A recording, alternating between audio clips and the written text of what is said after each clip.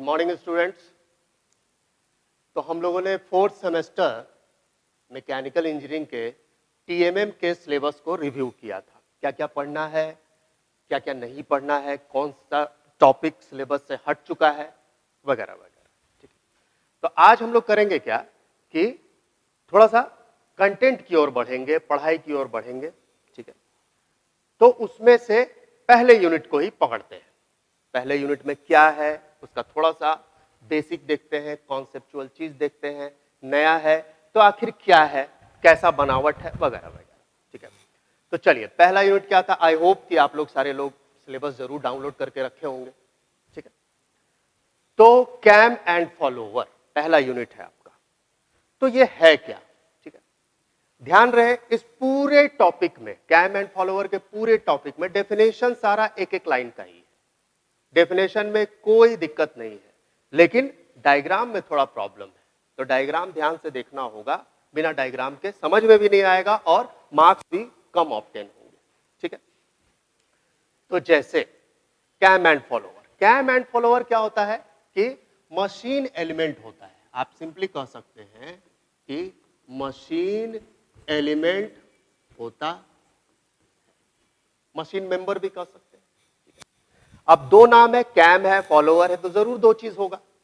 करता क्या है, कैम इस टाइप का बनावट है, और भी कैम के बनावट होते हैं, ऐसा नहीं है, होते हैं, लेकिन जो सिलेबस के हिसाब से चल रहा है उसी में हम लोग फोकस करेंगे। ये आपका कैम है, यहां पे होल रहता है,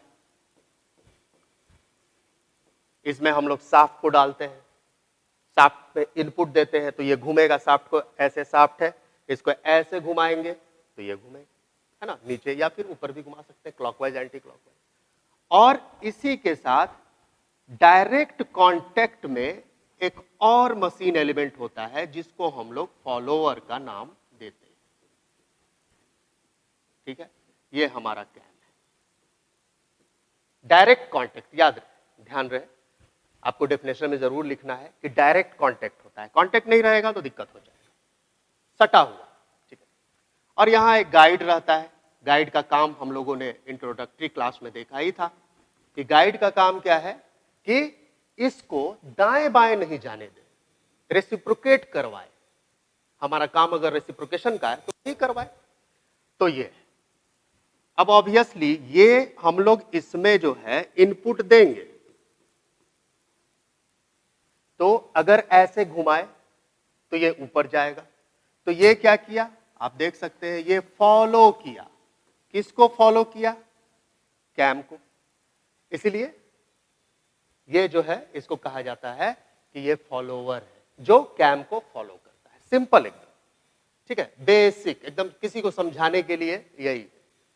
अब इसमें क्या आएगा? टाइप्स आएगा, फॉलोवर का टाइप्स भी आएगा और बाद में लास्ट में कैम का टाइप आएगा। पहले हम लोग फॉलोवर का टाइप देखेंगे, लेकिन टाइप्स को किया क्या है, ये लोग क्लासिफाइड कर दिया है। क्लासिफिकेशन है उसका, मतलब कि उसका शेप देख के आप क्लासिफाई कीजिए, फिर उसका मोशन देख के क्लासिफाई कीजिए, फिर उसका पाथ देख के क्लासिफाई कीजिए, वगैरह वगैरह। सब मिला जुला के एक ही है, ऐसा नहीं है कि अलग अलग है। और सारा टॉपिक, सारा इसमें जितना भी टाइप्स है ना, सारा का सारा नाम से क्लियर है। बस डायग्राम थोड़ा सा होना चाहिए बढ़िया, और कुछ नहीं, नाम से जैसे देखेंगे हम लोग। तो ये सिंपल मैकेनिज्म है।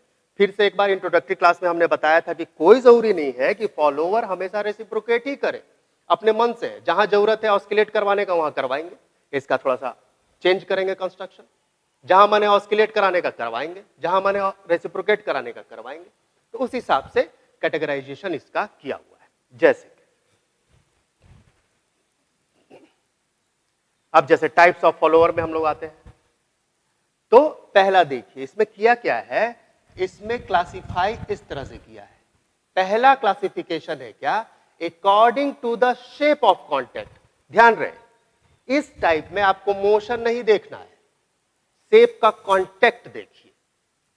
ठीक है, जो कॉन्टेक्ट है, अभी कहा कि बिना कॉन्टेक्ट के तो चलेगा नहीं, तो कॉन्टेक्ट करने का भी एक शेप होता है। किस शेप का आप बनाते हैं उस हिसाब से इसको, इसमें कहीं मोशन नहीं देखना है कि रेसिप्रोकेट हो रहा है कि रोटेट हो रहा है कि ऑस्किलेट हो रहा है, कुछ नहीं देखना है। सिर्फ शेप कैसा है, बनावट के हिसाब से ही इसमें हम लोगों को बांट देना है। ठीक है। जैसे अब हमने पहले ही कहा कि नाम से क्लियर है, नाम याद रहेगा ना, ऑटोमेटिक याद हो जाएगा, बहुत ही आसान टॉपिक है। इसका थोड़ा सा प्रोफाइल में थोड़ा सा दिक्कत आएगा, लेकिन एक बार सीखने से वो भी हो जाएगा। तो थ्योरी में तो कुछ नहीं है। जैसे सबसे पहला नाइफ एज फॉलोवर, एज मरे, एज मतलब कोना, नाइफ मतलब धार वाला, नुकीला, है ना, सिंपल हो गया। तो कैम तो ये बन गया। अब इसमें कांटेक्ट करना है तो ये नाइफ एज फॉलोवर है, यहां डायरेक्ट। अब ये जो है काफी धार है, नुकीला है, इसलिए इसको नाइफ एज कहते हैं। ये तो कैम है ही, ये नाइफ एज फॉलोवर। अब इसमें एक और चीज लिखा जा सकता है कि नहीं, कि नाइफ एज है, नुकीला है, तो इसको काफी घिसेगा, इसके मटेरियल को, कैम के मटेरियल को, तो ये थोड़ा सा जल्दी घिस सकता है इसको, वियरिंग इसमें बहुत ज्यादा होगा, कह सकते हैं हम लोग। तो ये सिंपल देखिए, डायग्राम से क्लियर है कि नहीं, इसमें एक लाइन लिखना है बस। व्हेन द कॉन्टेक्ट टिप, कह सकते हैं टिप कोना, when the contact tip of follower is knife edge type, then the follower is called knife edge follower. Simple, एक लाइन हो गया। लेकिन इसको लिखने से सिर्फ मार्क्स तो नहीं मिल जाएगा, डायग्राम बनाना हो तो नाइफ एज, ठीक है। इसमें एक लाइन ये भी लिख सकते हैं कि काफी वियर करेगा, बिकॉज नुकीला है इसीलिए। अब हम लोग चलते हैं रोलर फॉलोवर की तरफ। नाम से क्लियर है, इस बार कॉन्टेक्ट जो है ना, नुकीला नहीं, रोलर होगा। रोलर बना दिए, रोल करने वाला हो गया। इधर गाइड तो जो भी रहेगा ही, गाइड तो हमेशा बनाना ही है। ये हो गया रोलर फॉलोवर।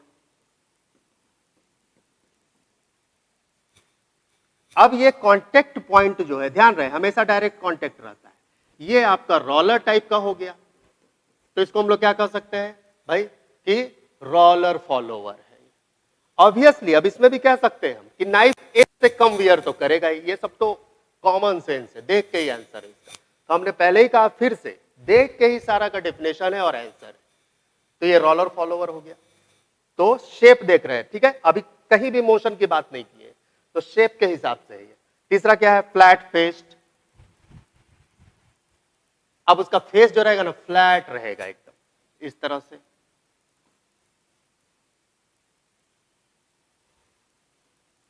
ये फ्लैट फेस्ड है। तो जहां जहां कांटेक्ट हो रहा है उसके बस कंस्ट्रक्शन को थोड़ा सा चेंज कर देना है, बस यही हो जाएगा और कुछ नहीं। तो ये फ्लैट फेस्ड है, फ्लैट फेस्ड। इसको मशरूम भी बोलते हैं, इसको मशरूम भी बोला जाता है, ठीक है। फ्लैट फेस्ड ज्यादा सही है। नेक्स्ट क्या है, अब तो सारे स्टूडेंट जो भी इसे वीडियो को देख रहे हैं वो तो समझ ही गए होंगे। स्फेरिकल, स्फेरिकल होगा। स्फेयर सब लोग जानते हैं कैसा होता है, तो स्फेरिकल इस बार कांटेक्ट होगा इस तरह से।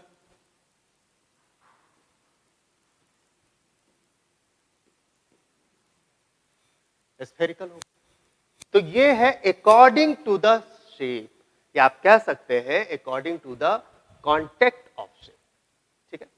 तो ये है सिर्फ शेप के हिसाब से, तो इसको हम लोगों को ध्यान में रखना है। ओके, तो ये पहला आपका है types of follower according to the shape of contact. Clear है।